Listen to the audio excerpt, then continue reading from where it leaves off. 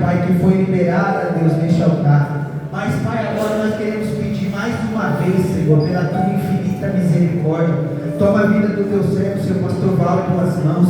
Senhor, nós já sabemos que o Senhor já falaste ao coração do teu filho. Mas agora, meu Deus, toma ele, reveste de autoridade, de unção, de ousadia, para que ele transmita aquilo que o Senhor tem para nós essa noite. Pai, que o Senhor fale o que o Senhor desejar, não que queremos ouvir, Pai, mas que a tua palavra ela seja essa noite recebida em cada coração, ela cresça, ela prospere, e assim como nós lemos na palavra devocional, a tua palavra é apta, Senhor, para discernir os pensamentos e intenções do coração, e que essa noite, Pai, ela alcance cada um de nós e dê o fruto pela qual ela for enviada, em nome de Jesus. É o que nós te pedimos e te agradecemos. Amém. E graças a Deus, receba esta noite o servo do Senhor. Amém. Vamos ouvir a palavra de Deus. Glória a Jesus. Saúde a todos com a paz do Senhor Jesus. Amém. Graças a Deus.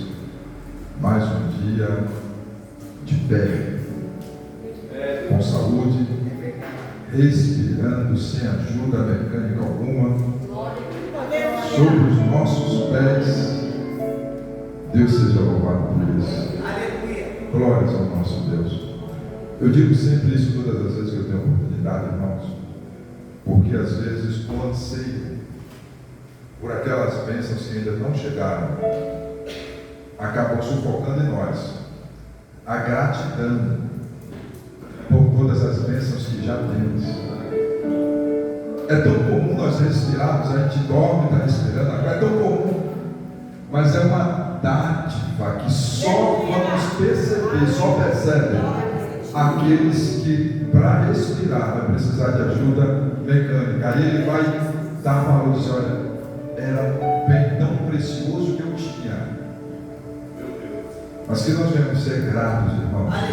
A sua vida pode não estar da forma que você idealizou, da forma que você planejou, ou aquilo que você ainda prospecta. Mas seja grato a Deus por tudo aquilo que você já tem. Você está na casa de Deus, você se alimentou, você comeu, você bebeu. Oh, glória a Deus! E ainda tem o privilégio de à noite, no domingo à noite, estar na casa de Deus. Isso já é bênção grandiosa. Aquilo que ainda não chegou, vai chegar. Amém? Glória a Deus. Eu quero expressar minha gratidão ao meu querido pastor, à sua esposa, a nossa querida pastora. Que Deus continue abençoando os servos de Deus pela confiança, e os demais obreiros aqui, sempre muito carinhosos. Deus continue abençoando a cada um de vocês e vossas famílias e o ministério que vocês carregam em Deus. Sinto-me grato em poder retornar aqui. Glórias ao Senhor. E eu quero, irmãos, convidar você a abrir a sua Bíblia no Evangelho do Senhor Jesus Cristo, escrito por Mateus, no seu capítulo de número 5. Eu peço que os músicos safanos nos ajudem aí. Cadê o batera? Cadê o batera? É bênção, nos ajude aí. Eu peço a ajuda dos músicos para que a gente possamos ministrar juntos ao nosso Deus nesta noite. Por gentileza, nos ajude. Tá bom? Aleluia. Batera, guitarrista, é guitarra, é baixo, não sei. Fiquem à vontade para nos ajudar nesta incumbência. Glória a Deus. Mateus número 5, nós vamos ler a partir do versículo 43. Glórias ao Senhor, que nos diz assim: ouvistes o que foi dito, amarás o teu próximo e odiarás o teu inimigo. Eu, porém, vos digo: amai os vossos inimigos e orai pelos que vos perseguem, para que vos torneis filhos do vosso Pai que está nos céus, pois que Ele faz raiar o sol sobre maus e bons, e derrama chuva sobre justos e injustos. Porque se amardes os que vos amam, que recompensa tendes? Não fazem os publicanos igualmente assim? E se saudardes somente os vossos irmãos, que fazeis de notável? Não agem os gentios também dessa maneira? Assim, sendo, sede vós perfeitos, como perfeito é o vosso Pai que está nos céus. Amém? Amém? Pode tomar o seu assento, por gentileza. Glória a Jesus.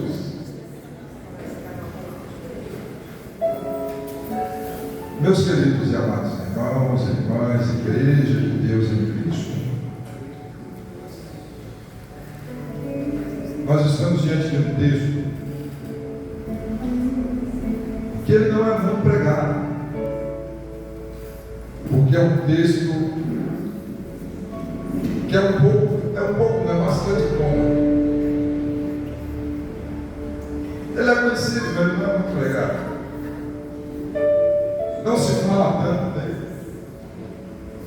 Mas esse é um texto poderosíssimo, tanto quanto outros textos tão conhecidos, poderosos, na vida daqueles que praticarem. Olhando para esse texto, entre outros, nós vamos poder perceber que Jesus é um líder diferente de todos os demais grandes líderes que já pisaram nesta terra. Se nós pegarmos a história de todas as pessoas, todos os homens que marcaram a história da humanidade, que se tornaram grandes personalidades, que são falados até hoje, grandes líderes, e não digo isso no âmbito religioso, não. Nós vamos ver que esses líderes, eles sempre, ou melhor, o intuito de todo grande líder é atrair a atenção de pessoas para o propósito que ele estabelece, para comprar as suas ideias. E quando nós queremos convencer alguém a abraçarem, a comprarem a nossa ideia, nós de modo nenhum nós vamos querer confrontar. Nós vamos querer agradá-lo. Nós vamos querer lançar palavras bonitas e palavras impactantes, palavras de efeito que possam atrair a sua atenção, de maneira que eles possam olhar e ver que eles terão algum benefício com isso. As grandes empresas, meu pastor, eles sempre carregam uma mensagem para atrair a atenção dos seus potenciais clientes. E eles não usam uma mensagem que vai confrontar, que vai mexer com você de forma confrontosa. Não. Ele vai elaborar uma mensagem para atrair a sua atenção, para te convencer de que vai ser bom você comprar aquela ideia. Todos os grandes líderes que já existiram, olha assim, os grandes filósofos, todos os grandes representantes religiosos foram assim. Por isso eu disse que Jesus ele foi o grande líder diferente de todos os demais que já pisaram. Não é que ele não veio para atrair a atenção das pessoas, não é isso. Ele veio para atrair a si todos, toda a humanidade, porque ele veio como Salvador da humanidade, e como Salvador da humanidade ele não faz acepção. Ele não veio para salvar um determinado grupo, ele veio para atrair todos a atenção para a salvação. Só que Jesus ele nunca foi, meu amado querido pastor, um fazedor de média. Ainda que ele tenha vindo para atrair a atenção das pessoas, todavia ele nunca se distanciou de um algo chamado verdade. E a verdade ela nem sempre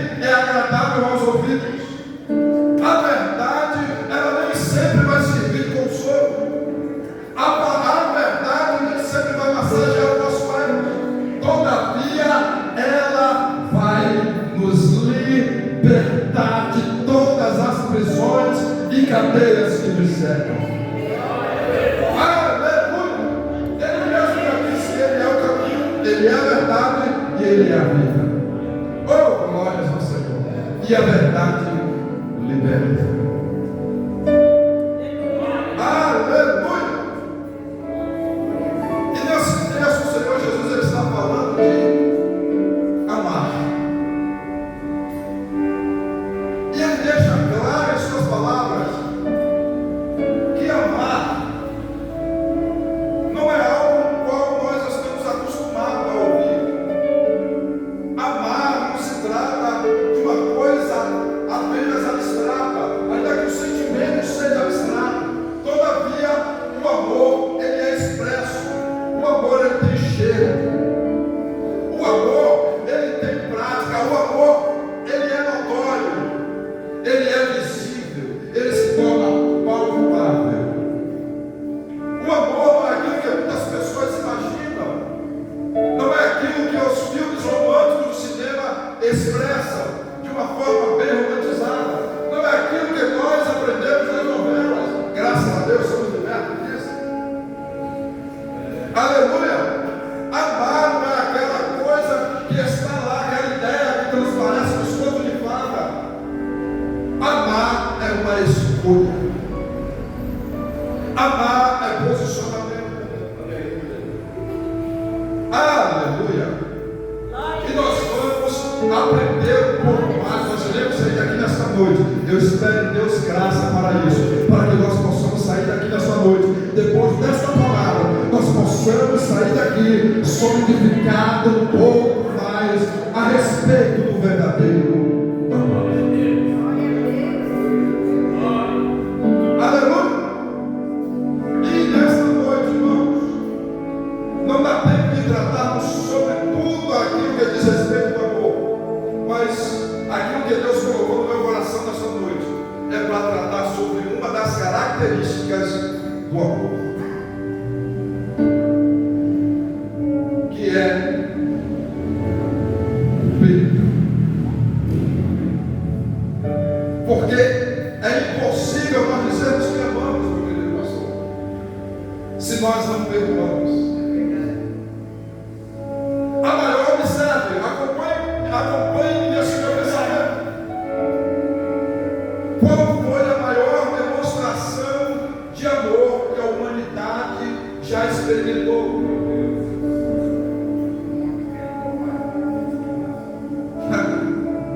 A maior demonstração de amor que a humanidade já experimentou não ficou apenas em palavras, não foi expressa apenas em poemas que iriam tocar o coração em encenação teatral. Não. A maior expressão de amor que a humanidade já experimentou estava em Cristo em forma de perdão. Porque a Bíblia nos diz que na cruz Cristo se entregou, aleluia, por amor, aleluia, e não por amor àqueles que já eram justos, não por amor àqueles que já agradavam e faziam a vontade de Deus, mas amor por aqueles que o contrariavam, amor pelo pecador. Oh, aleluia! E nós vamos entender que o amor liberta. Dentro do contexto daquilo que será ministrado nessa noite, eu quero dar um tema para essa pregação, e o tema é: o perdão prospera. Aleluia, eu vou repetir: o perdão prospera. E eu quero fazer aqui alguns exemplos bíblicos que vai retratar essa ideia. Eu não estou falando aqui de uma imaginação, eu não estou falando aqui de uma ideia minha, não. Eu estou falando respaldado numa revelação que eu recebi dos céus e fundamentada nas Escrituras Sagradas, porque toda revelação, queridos, tem que estar pautada, fundamentada nas Escrituras Sagradas. É isso que eu quero externar aqui nesta noite. O perdão é algo muito complicado para nós. Aleluia. No versículo 43 que nós temos, o povo judeu estava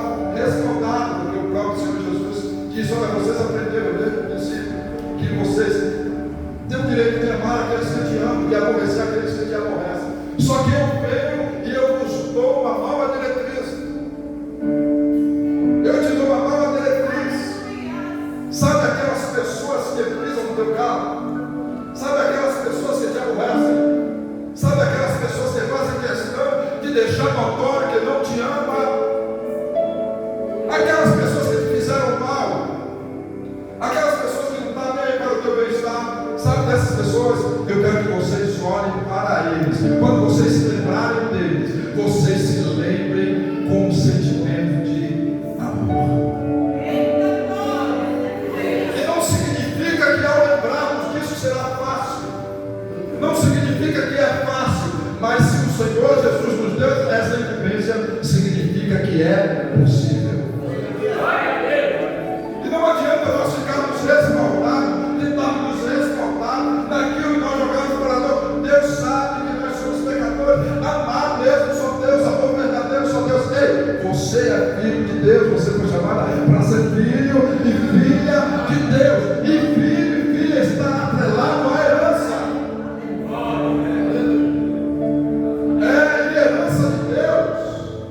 Não é só as riquezas de Deus, é o caráter de Deus, é o amor de Deus, são os sentimentos de Deus. Tenha paciência, mas nós precisamos dessa parte introdutória e já nós chegaremos na série da mensagem. Aleluia. Sabe aquelas pessoas que nos aborrecem? A partir de hoje eu vos dou um novo mandamento, uma nova diretriz. Orai por eles, bendizei os que vos maldizem, abençoai os que vos perseguem. Oh, louvado seja o nome do Senhor, porque assim vocês passarão a serem feitos filhos de Deus. Algumas pessoas acham que ser filho de Deus é estar na igreja todos os dias de culto, participar dos ensaios de jovens, dos ensaios das irmãs, estar sempre presente em todos os compromissos religiosos da igreja. É eu fazer todos os dias o meu devocional, estar comprometido com o meu devocional, eu não faltar a leitura da palavra todos os dias, eu não deixar de ensaiar aqueles que têm esse dom de ensaiar. Aleluia, eu estar todos os dias de culto, eu ser obediente ao meu pastor, a minha liderança. Eu fazendo isso, eu já sou filho de Deus. Nós lemos que não é palavra minha, é palavra de Deus, que quando nós perdoarmos aqueles que nos aborrecem, deste modo nós seremos enquadrados e reconhecidos como filhos de Deus. Porque, como eu já falei, a maior demonstração de amor que a humanidade já experimentou foi em forma de perdão. Aleluia! Pode até doer aquilo que você vai ouvir nesta noite, mas eu tenho uma certeza, ela pode até doer, mas ela vai sarar vidas nesta noite. Oh, aleluia, bendito seja o nome do Senhor, porque as igrejas, meu querido pastor, eles infelizmente têm vivido uma fase, já vem de tempos e tempos, nós que já temos a caminhada, nós sabemos, aleluia, as porfias que existem dentro das igrejas, obreiros que não se toleram,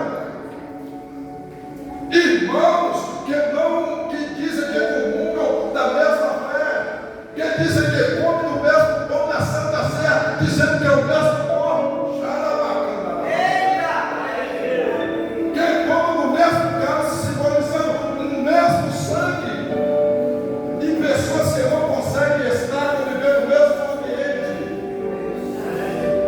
que não conseguem se perdoar um ao outro, que a rivalidade é o que sobressai, que o egoísmo é que prevalece, que os meus achômetros, os meus posicionamentos é que tem que prevalecer. Mas isto nesta noite, pelo poder da palavra de Deus, será despedaçado, porque nós fomos chamados para vivermos na comunhão em Cristo, e viver na comunhão em Cristo não significa pensar, aleluia, bendito seja o nome do Senhor, não ter divergência de pensamento, mas significa nos perdoarmos em todo o tempo.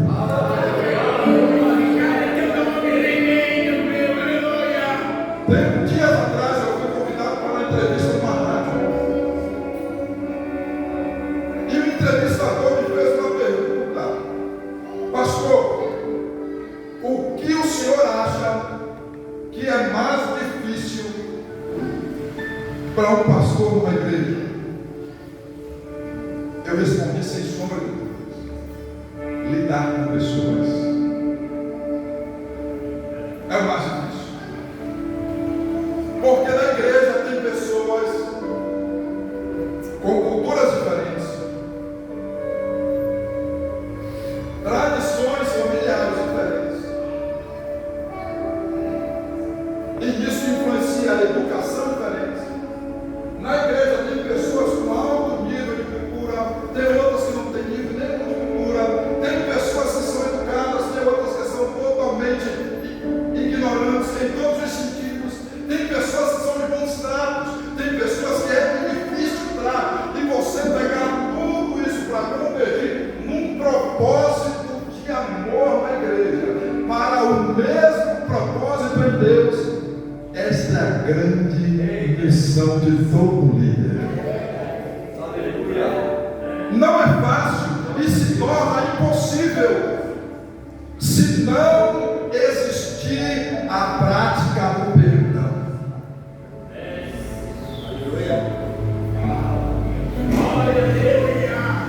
Irmãos, olha só, eu estou sentindo é importante nós lembrarmos que perdoar não significa, aleluia, que o fato de nós termos a razão, nós estamos isentos de perdoar. Não é sobre ter razão que nós estamos tratando nessa noite, é sobre perdão.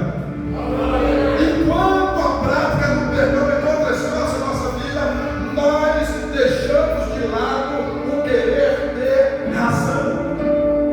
Porque para haver perdão, nós temos que renunciar a nós mesmos.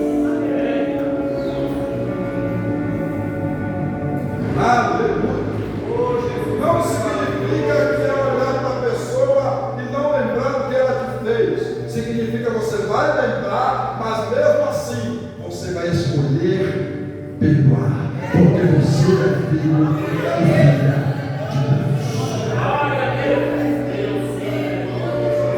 Agora que nós estamos bem contextualizados a respeito daquilo que Deus quer tratar conosco nesta noite, vamos para os exemplos bíblicos, porque não pode ficar apenas no meu pensamento. Primeiro exemplo, primeiro e grande exemplo que eu quero trazer aqui à nossa reflexão esta noite é a respeito de João. Quem sabe, eu acredito que você vai ouvir aqui agora a respeito de João, que eu acredito que você nunca tenha ouvido, porque eu nunca ouvi ninguém pregar sobre isso. Como eu falei a respeito de trago uma revelação de Deus aqui.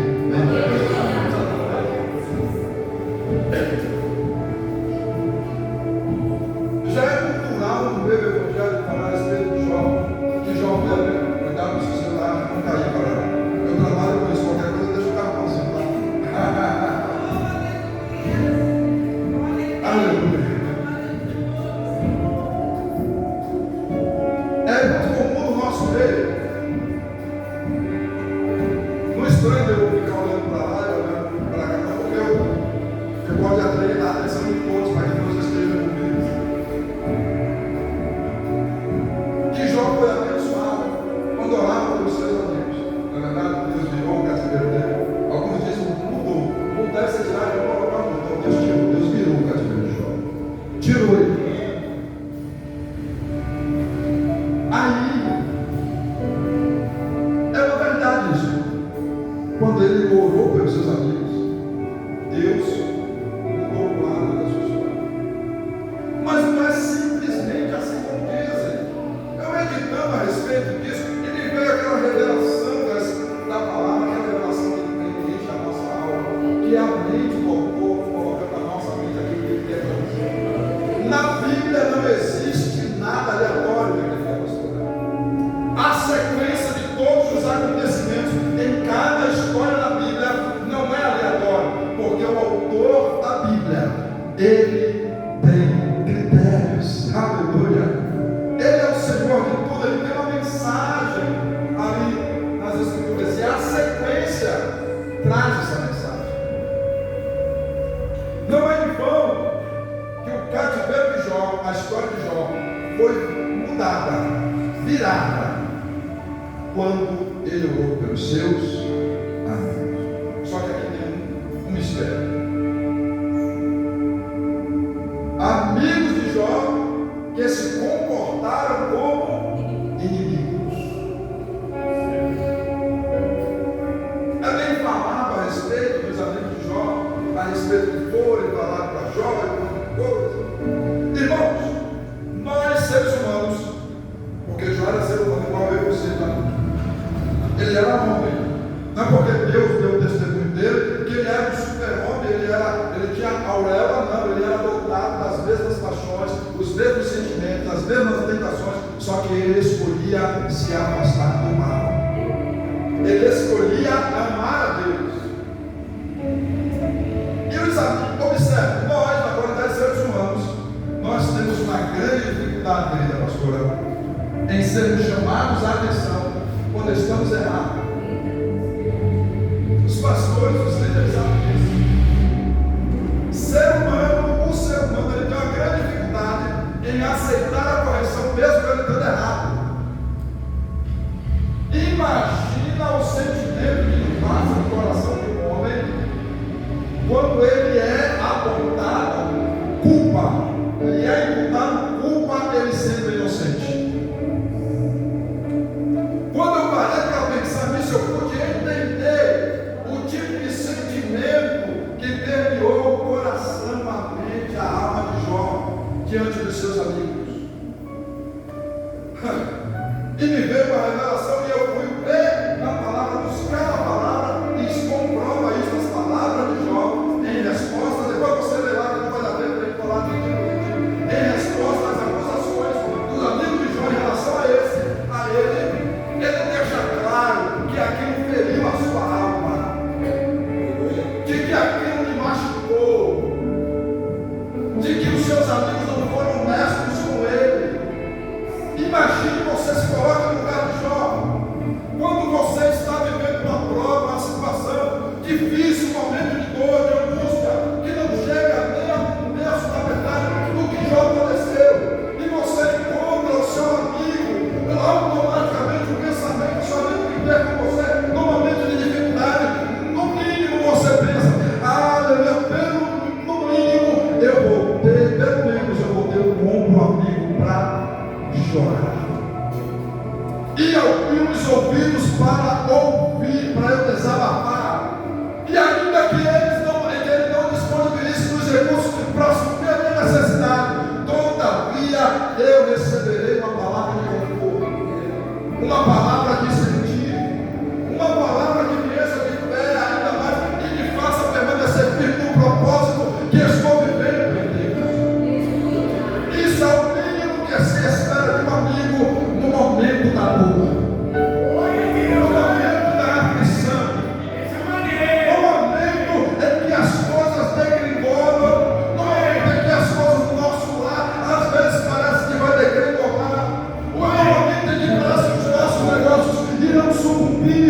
Nos momentos em que parece que as tentações vão dominar sobre aquilo que Deus preparou para nós, oh, aleluia, no momento em que vai parecer que a nossa fé vai ser pequena e nós encontramos um amigo, o mínimo que nós esperamos receber são palavras de consolo e um ombro amigo para recorrer.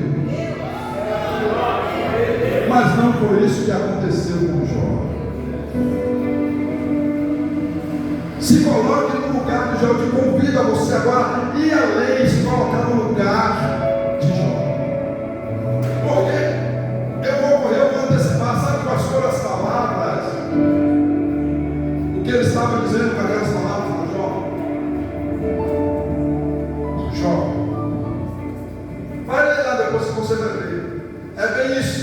É que Jó é todo escrito de uma forma tão intelectual, muito culta, mas simplificando, estava dizendo, Jó, revela a nós, nós somos teus amigos.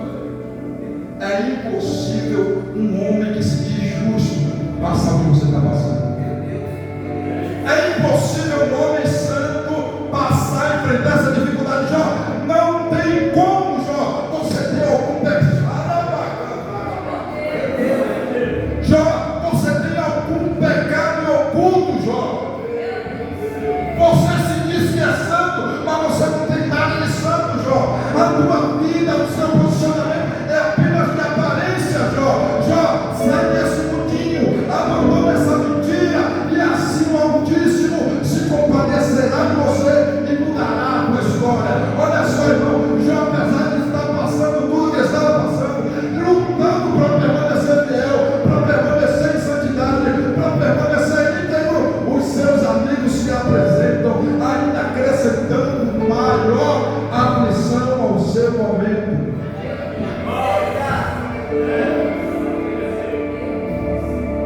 Agora imagine qual foi o tipo de sentimento que essa conversa com os seus amigos despertou em Jó.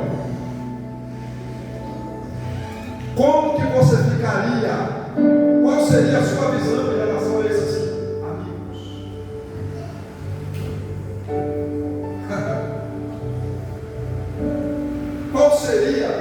Qual era o sentimento que permearia o seu coração neste momento? E observe, quando Jó ora pelos seus amigos, é no capítulo 42. Quando os seus amigos vão conversar com Jó e acusar, é lá no capítulo 4, capítulo 5. E nós sabemos que durou muitos anos a prova de Jó. Então, no capítulo 5 ao capítulo 42, como dizia minha avó lá na minha terra, muitas águas passaram por debaixo dessa fonte. E chega um momento, porque Deus conta, viu, irmãos? Passa o tempo, passa aqui, Deus conta.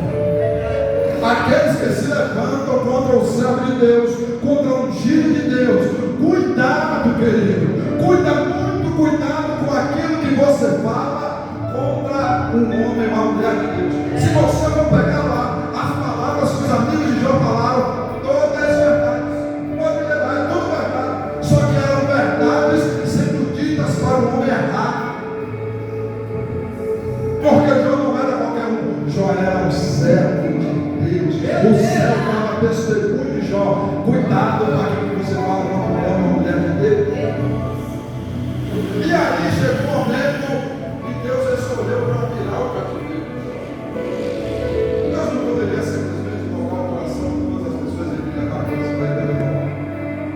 Aí eu digo que os acontecimentos das sequências, nada é aleatório. Nada é aleatório, pastor. Aí Deus visita os amigos de Jó e diz: olha, lembra aquele dia que vocês falaram tudo aquilo contra Jó? Vocês falaram aquilo que não é verdade de mim para o meu servo. Vai lá, porque o meu servo Jó vai orar e vai sacrificar por vocês, e a ele eu ouvirei, para que não se acenda a minha ira contra vocês e vocês não desfrutem o furor da minha ira. É aqui onde entra o encaixe perfeito da mensagem que nós estamos pregando. Agora, literalmente, os amigos de Jó estavam nas mãos dele, porque Deus condicionou o fato da ira dele não se acender contra aqueles homens da ação de Jó. Jó poderia se posicionar por amor? Poderia, sei lá. Poderia falar: lembra aquele dia que vocês me apontaram como um pecador? Vocês disseram para eu trazer à luz os pecados escondidos que eu carrego. Vocês não me apontaram como pecador. Vocês não disseram que eu não sou santo coisa nenhuma, que eu estou em pecado, que a minha vida até é uma desgraça, porque eu não sou reto diante de Deus. E como vocês agora vêm pedir para eu orar, para que o Senhor não consuma vocês? Como vocês vêm pedir a minha oração, o meu apoio espiritual agora vai ficar provado que é homem de Deus ou que não é. Meu Deus, olha aí, é verdade. Você já parou para pensar na história de Jó nessa visão? Não é fácil não, é profeta, mas é possível. Realmente não é fácil, mas é possível, porque Deus não pede nada de ninguém que não seja possível, porque Ele não é justo. E aí, Jó, irmãos, quando Deus coloca aquele que nos perseguiu, aqueles que abriram feridas na nossa alma, quando Deus coloca eles nas nossas mãos para depender de nós de alguma coisa, não é para que nós venhamos nos ensoberbecer e debatermos com ele, dizendo: agora você vai ver que é obra de Deus. Deus colocou para te humilhar, para me exaltar. Não. Deus coloca para que fique expresso, para que você tenha a oportunidade de expressar aquilo que você carrega. Louvado seja o nome do Senhor para todos sempre. É para ver se nós, toda vez que pedimos perdão, se nós também temos esse coração perdoador, porque a Bíblia atrela a condição de perdoados à condição de perdoadores. É isso que o Senhor nos ensina lá na oração do Pai Nosso: perdoa as nossas dívidas, assim como nós perdoamos aqueles que nos têm ofendido, os nossos devedores. Louvado seja o nome do Senhor. Aleluia! Mas Jó não se posicionou por ira, Jó não se posicionou por rancor, Jó se posicionou por perdão. E quando Jó se coloca na posição e aceita aquilo que Deus pediu para orar pelos seus amigos, Deus não poderia ter pedido isso antes, porque Deus atrelou essa oração exatamente na fase que precisava mudar a história de Jó, trazer de volta a prosperidade de Jó. Porque enquanto nós não expressarmos e perdoamos, as coisas não mudam, continuam a mesma. Andamos em círculo, irmão, as coisas não fluem. E quem sabe nesta noite dá explicação para a vida de pessoas aqui que as coisas não fluem, as coisas não andam melhor. Em vez de andar para frente, parece que estão andando para trás. Ei, querido, é porque quem sabe você ainda carrega com você bagagens que não condiz mais. Você lembra, você carrega mágoa até no tempo da tua infância, coisas que parentes, familiares fizeram e que você não consegue liberar o perdão, você não consegue se libertar. Nesta noite, traz tudo para o altar do Senhor, porque se faltar força em você, você irá contar com a força do Senhor, você vai ser liberto desse mal, para a glória de Deus. Jesus deixou morrer que orar já foi. Aleluia, meu Deus. Então, amém, pastor nos deu mais uns minutinhos. Glórias a Deus. Não é em vão, nada na Bíblia é em vão. Observe que a afronta dos amigos de Jó, porque isso foi uma afronta para um homem como Jó, se deu nos capítulos 4 e 5. E só no 42 Deus vai pedir para Deus orar, para Jó orar para os seus amigos. Você entendeu por que eu coloquei o tema aqui: o perdão prospera?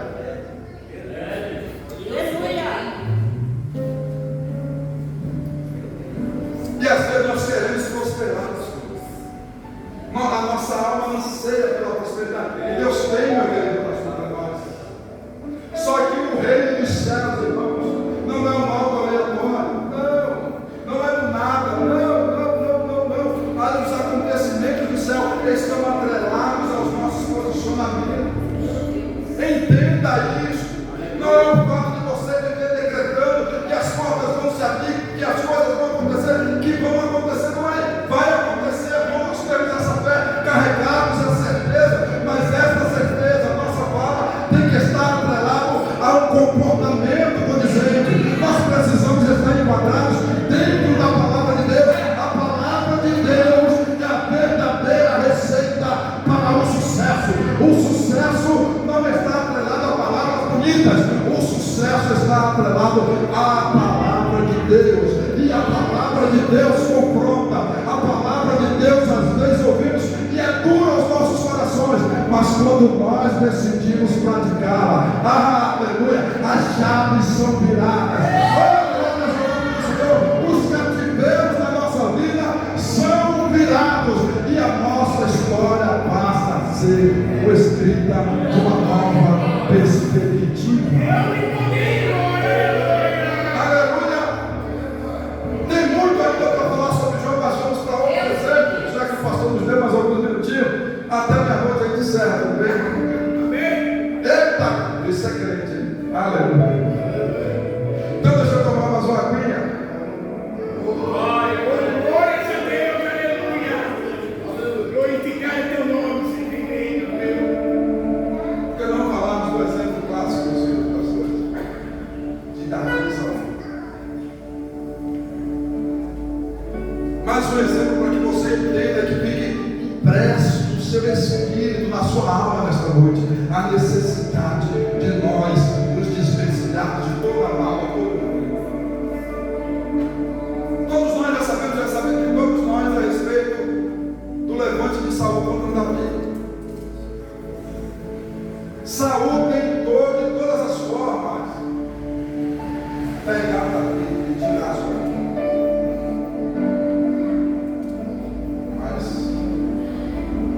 com o coração duro.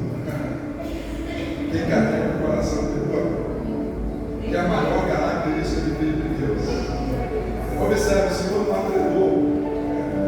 Depois eu vou falar, lá no fundo, lá na frente. Aí Saul persegue Davi de tal modo que Saul ele viu o desejo de guerra com os filisteus. Mas quem se movimenta por inveja, por mágoa, por rancor, por fúria, lhe falta visão. Ele deixa de combater o bom combate. Ele mistura, quer ver? Os inimigos de Israel naquela época, eles estavam em guerra contra os filisteus. Se você ler essa passagem da perseguição de Saul com Davi, chegou um momento que Saul abandonou a guerra com os filisteus para ir procurar Davi, para tentar matar Davi. Eu olhando isso, eu cheguei à conclusão que todo homem e mulher que se movimenta por mágoa, por rancor, por inveja, por egoísmo, ele a cegueira de todo o entendimento, ele torna que ele combate as guerras erradas.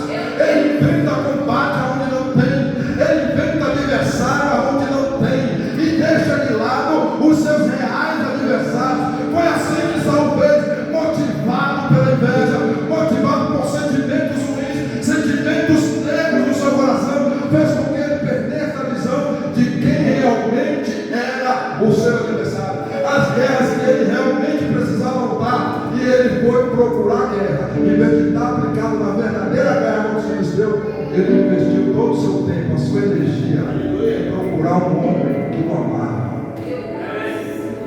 Um homem que, se ele não comprasse guerra com ele, seria muito útil no seu reinado, porque Davi era uma vez.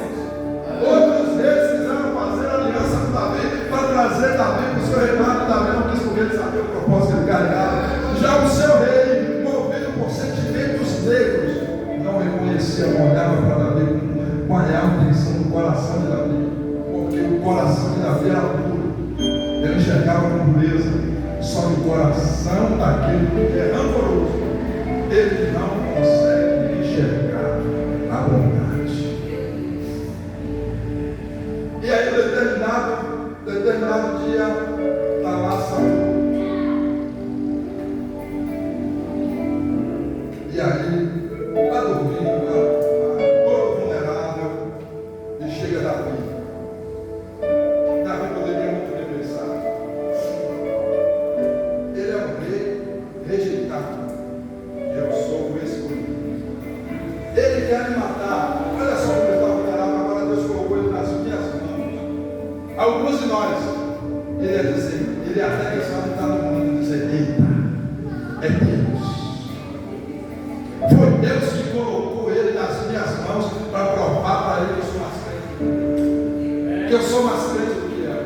De que Deus é comigo e não é com ele. De que eu sou eleito, eu escolhido, ele é o rejeitado. Deus colocou nas minhas mãos e eu vou pagar com ele na mesma moeda. É livramento de Deus. Deus me preparou isso daqui, porque é o livramento dele para minha.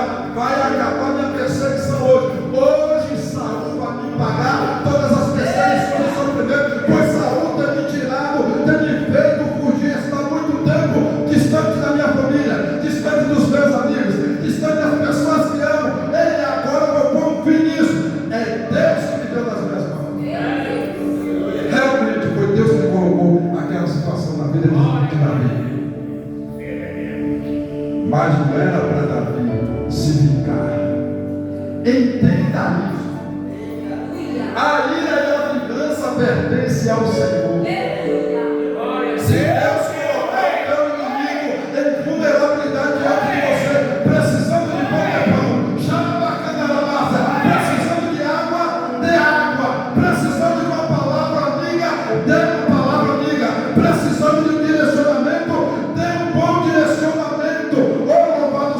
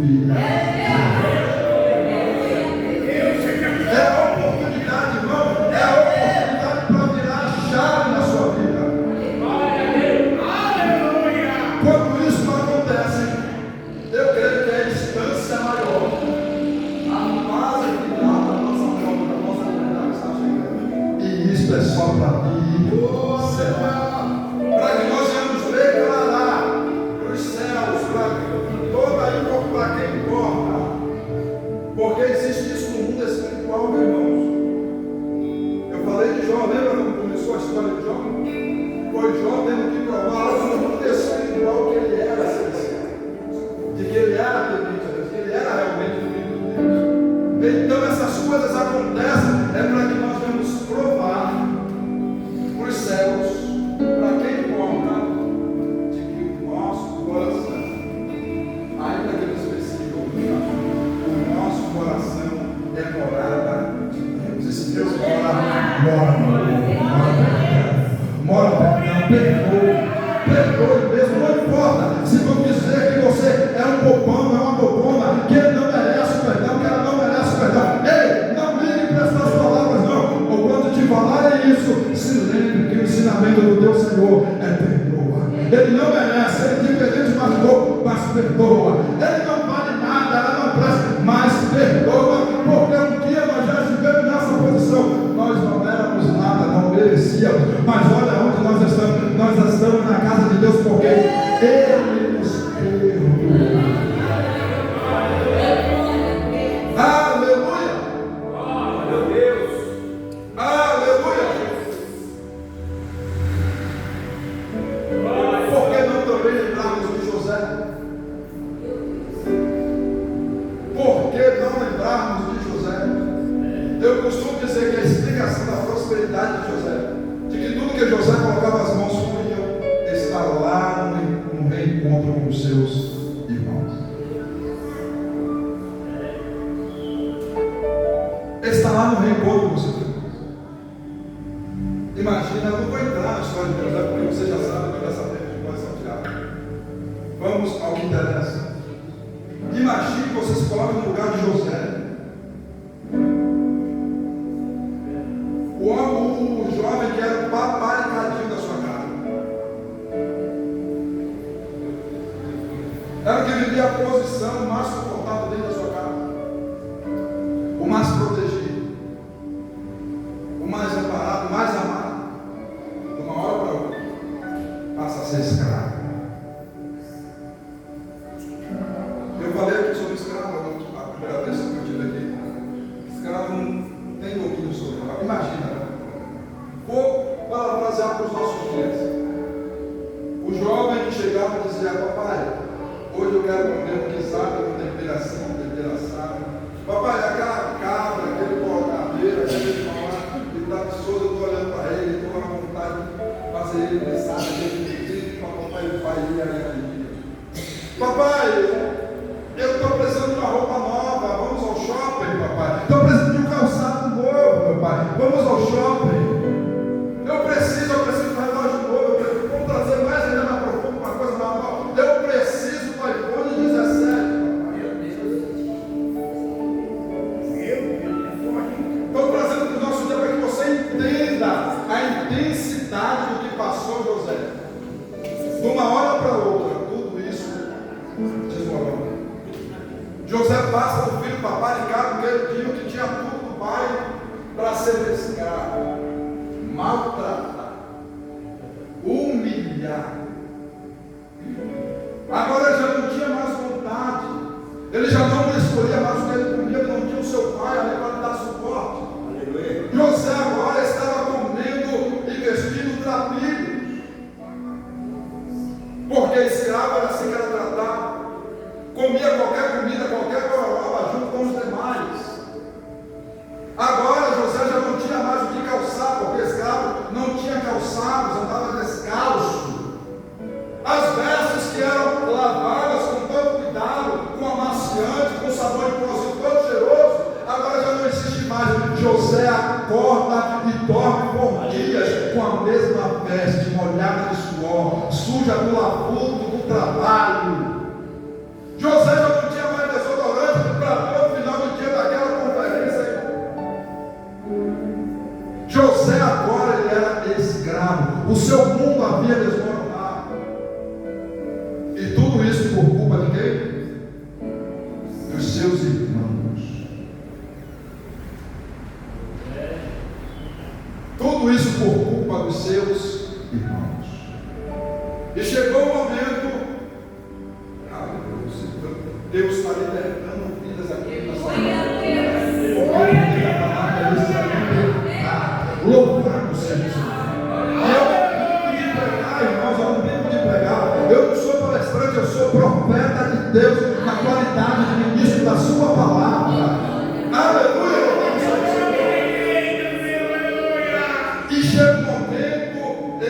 Deus prepara e coloca de frente de José os algozes da sua vida, os seus irmãos.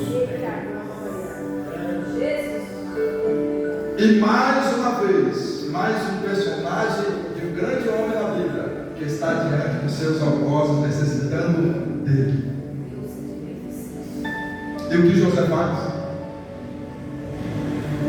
Conta toda a história, culpa de vocês, eu passei isso, eu passei aquilo, eu passei aquilo. Eu era o papai gadinho, eu era perdido do meu pai, meu corpo do meu lado, da minha casa, eu escolhi pelo pai. E olha, eu passei tudo isso. Tudo por culpa de vocês. E agora vocês vêm aqui, dependendo da minha autoridade para viver, para morrer, porque não tinha medo.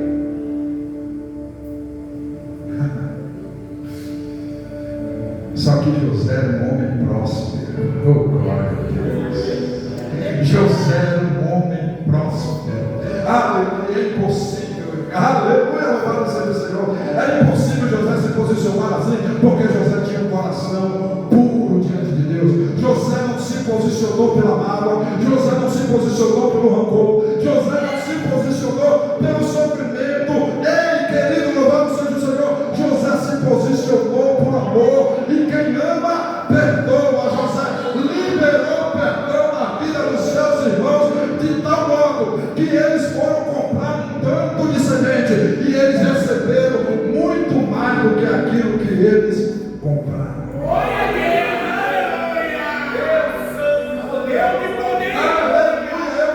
Quando eu parei para pensar nisso, para elaborar essa mensagem, eu pude perceber que o sucesso, que porque José, quando tudo que ele colocava a mão prosperava, ele era um escravo diferenciado, de modo que Potifar escolheu ele chega lá em Potifar, se tornou um escravo totalmente diferenciado, que passou a dominar sobre toda a casa, todo o patrimônio de Potifar. Aleluia, foi parar na prisão. Tudo que José colocava a mão prosperava, foi parar na prisão. Até na prisão ele fez diferente, ele prosperava, é porque ele carregava o coração perdoador. É porque ele carregava um coração perdoador. Aleluia! E eu meditando na história de José, eu pensei assim, quando José se tornou um homem todo poderoso do Egito, na prática era o mais poderoso do mundo. Faraó estava no trono, assim, decidia tudo para José. Era o homem mais poderoso. Mandasse matar, mandasse prender, prendia, soltasse. E a Bíblia não relata que José foi tirar satisfação com a esposa de Potifar. Já parou para pensar nisso? Porque, aleluia, quem realmente é filho de Deus, irmãos, seu coração não tem espaço para isso. Ele está preocupado em crescer, ele está preocupado em evoluir, ele está preocupado, nossa, aleluia, ele não tem tempo para discutir, não tem tempo para cultivar sentimento ruim, porque o seu objetivo é o céu, o seu objetivo é crescer em graça e comunhão com Deus. Oh, mas ele perdoa, ela perdoa, é difícil, machucou o primeiro, está doendo até hoje, mas eu escolho perdoar, porque esse é o maior entre os ensinamentos. Eu escolho ser filho de Deus, eu escolho ser enquadrado na classificação daqueles que são chamados filhos de Deus. Aleluia.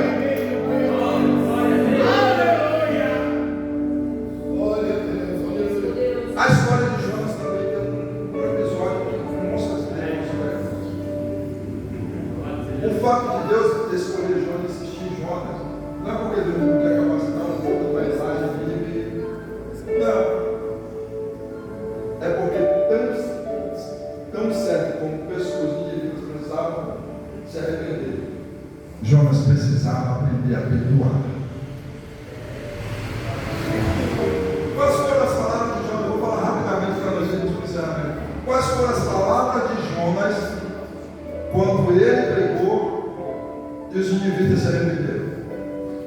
Ah, Senhor, sabia que o Senhor ia perdoar esse povo indigno, esse povo que não merece, esse povo que é cruel. Não vamos nem entrar, o tempo não nos proporciona como era as características daquele povo que eles faziam. O importante é sobre o que Jonas carregava a respeito daquele povo. Todo profeta de Deus, a alegria do profeta é que o povo ouça a sua mensagem, dê ouvido e se arrependa, sim ou não? Sim. Jonas é o único profeta que a gente vai ver na Bíblia que ele prega, dá o resultado esperado e ele não se alegra.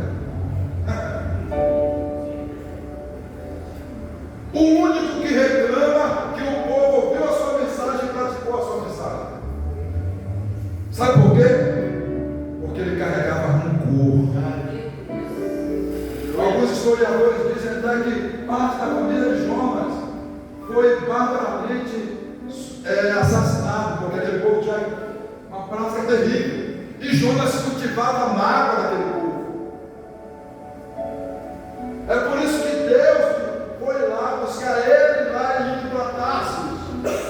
Não era só porque era o povo, é porque Jonas era escolhido, e escolhido tem que ter o coração transformado, escolhido tem que ter o coração perdoador, escolhido tem que ter o coração purificado. Não pode carregar bagagem do passado, não pode carregar mágoa, não, porque senão todo o nosso trabalho será em vão. Então vai entrar muito na Jonas, só pincelando, porque esse tema é muito forte, é muito longo. Esse tema dá até estudo. E mais de um dia de estudo. Vamos para o maior e grande exemplo. Lembra que eu falei que a Bíblia, a sequência narrada não é nada aleatório?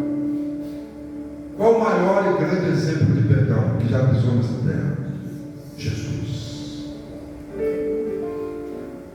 Quase foi uma das suas últimas palavras.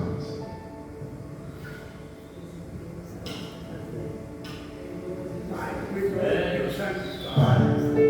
perdoa-os. Pai, perdoa-os. Observe, irmãos, eu sinto tanta graça de Deus. Deus. Eu não poderia usar um dos seus últimos momentos de vida para interceder pelos seus discípulos, para interceder pelos seus irmãos, para pedir que doesse menos, que livrasse ele logo daquela agonia. Mas ele deixou de pedir pelos seus discípulos, deixou de pedir pelos seus amigos, deixou de pedir pelos seus familiares, para pedir pelos seus algozes,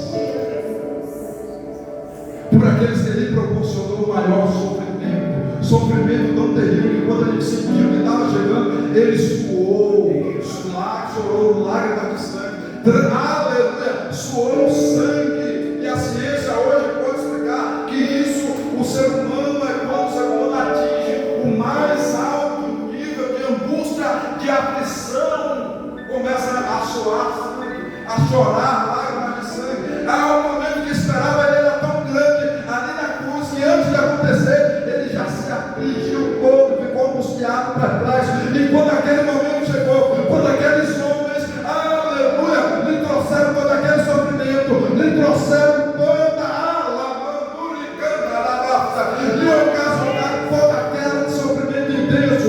Oh, aleluia! Mesmo assim, uma das suas últimas palavras, de fôlego de vida, ele usou para interceder por aqueles que ele mataram, por aqueles que ele feriram, por aqueles que desdenharam dele, por aquele, aleluia, por aquele que ele provocou o maior sofrimento na terra. Pai, perdoa-os,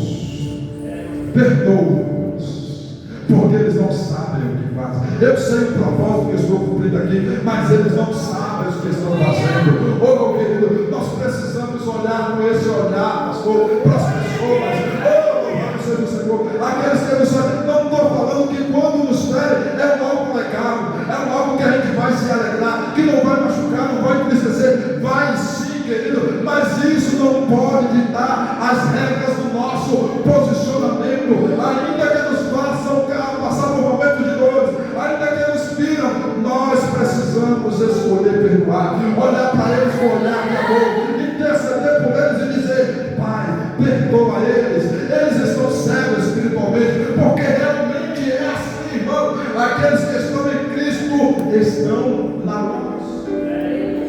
E se as pessoas que praticam os teus obras que vão te levar a sofrimento, é o sinal que eles estão nas trevas. E se você se posicionar com base no posicionamento deles em relação a você, você se torna igual a ele. E dentro dessa pregação, Deus me deu uma frase que eu compartilhar com vocês. Não permita que o comportamento dos outros mude a essência que Deus colocou em você. Davi não mudou a essência dele por ter um comportamento de saúde. José não mudou a essência dele por ter o posicionamento dos seus irmãos.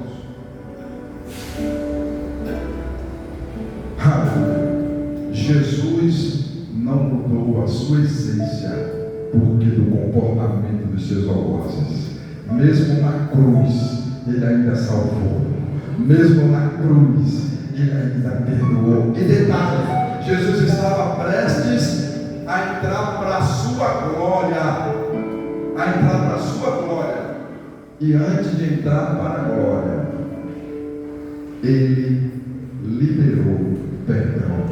Isso, meu irmão, é porque o que vinha depois da cruz era muito maior, era uma virada de chave, e ele precisava expressar de que o sofrimento que aqueles homens lhe causaram não mudou a sua essência, que ele não carregou rancor, que ele não partiu desta vida com o coração magoado, ferido com aqueles, não, estava prestes a ser virado a chave na história do nosso mestre, e ele liberou o perdão para ficar provado dos céus de que, aleluia, os sofrimentos que ele causaram não mudou a sua essência.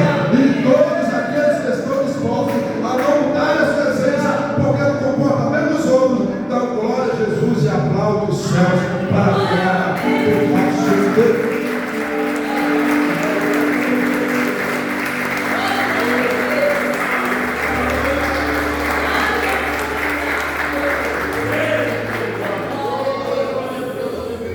Aleluia, glória a Deus. Colocamos em pé, irmãos. Deixa eu perguntar para você que recebeu essa palavra. Você que porventura o Espírito Santo de Deus te trouxe para ouvir essa palavra, querido. Deus quer mudar a tua história. Deus quer virar o seu cativeiro. Talvez tenha pessoas aqui, querido, que está faltando isso. E isso para nós, irmãos, não é um favor, irmãos. Faz parte do nosso currículo cristão. Nós não devemos perdoar, por favor. É um dever. Aleluia. E você aprendeu aqui. Talvez tenha pessoas, irmãos, que ainda não entregou a sua vida para Cristo porque não conseguem liberar o perdão. Mas a palavra veio ao seu encontro. E nós lemos no devocional, a palavra é aquela que ela corta, irmãos. Aleluia. Ela traz o resultado para aquilo que o Senhor quer traz.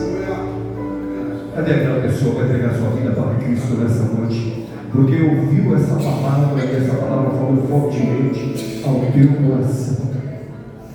Aleluia. Feche os teus olhos, igreja. Comece a interceder. Talvez tenha pessoas aqui necessitadas, pessoas que estão abatidas, aflitas, que precisa viver isso nesta noite. Aleluia. Tem alguém? Tem alguém para receber essa palavra? Vem aqui na frente que eu vou estar orando por você, querido. Aleluia. Alguém que está afastado, alguém que ainda não é evangélico, quer entregar sua vida para Cristo. Hoje é noite de você se reconciliar com o Senhor e pedir perdão a Deus. Fala, Senhor, me perdoe. E Ele está de braços abertos. Eu costumo dizer, irmãos, que nós estamos vivendo a melhor época, aleluia, das melhores fases de Cristo sobre a terra, que é a dispensação da graça. A porta está aberta. Jesus está dizendo: vem, eu já perdoei. Aleluia. Agora é você pedir perdão e o Senhor abrir os braços para você. Tem alguém afastado, ou que ainda não é evangélico e quer entregar sua vida para Cristo? Tem alguém para acompanhar aquele rapaz ali? Então ele está com as mãos levantadas, irmãos. Tem algum obreiro que possa me ajudar? Perguntando ali, me orientando, por favor, irmãos. O meu sustento, a tua palavra. Aleluia. Que nós possamos viver isso na essência. A palavra de Deus muda a nossa história. A palavra de Deus, ela é aquela que faz, que traz o resultado para o qual nós estamos, irmãos, clamando, pedindo, né? E a palavra de Deus está mudando a história de crente aqui, irmãos.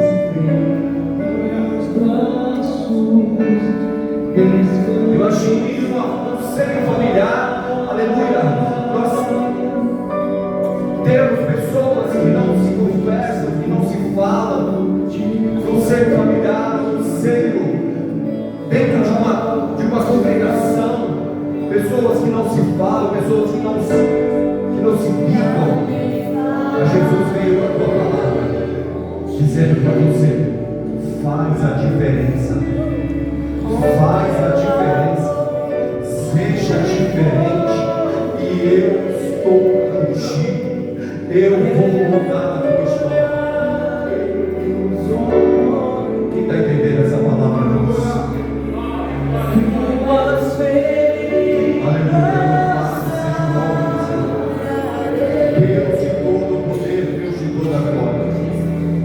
Fiel é o Senhor para cumprir em nós a tua palavra. Amém, meus irmãos? Nós vamos finalizar, irmãos.